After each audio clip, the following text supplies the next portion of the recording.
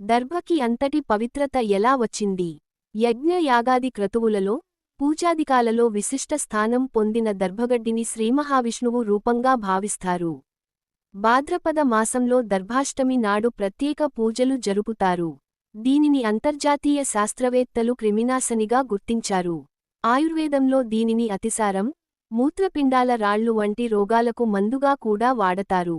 గ్రహణ సమయాలలో భూమిపైకి వచ్చే అతి శక్తివంతమైన అతినీలలోహిత కిరణాలను ఆపగలుగుతుంది.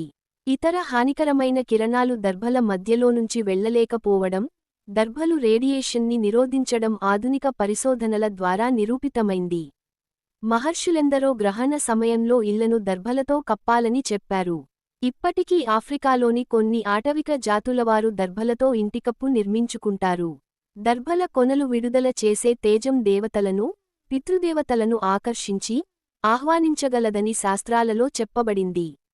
ఇలా ఇంకెన్నో విశేష శక్తులుగల దర్భలను ఎల్లప్పుడూ ప్రతి ఇంట్లో ఒక గుప్పెడైనా ఉంచుకోవడం శుభకరం.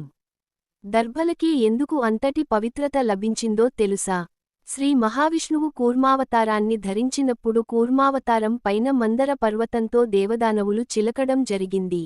ఆ సందర్భంలో విష్ణువు పైనున్న రోమాలు నేల మీద పడగా అవి దర్భలుగా భూమి నుండి మొలకెత్తాయి. శ్రీ మహావిష్ణువు రోమాల నుంచి పుట్టినవి కాబట్టే వాటికి అంత పవిత్రత. ఇక గరుడుడు అమృతభాండాన్ని ఉంచింది కూడా ఈ దర్భల మీదే.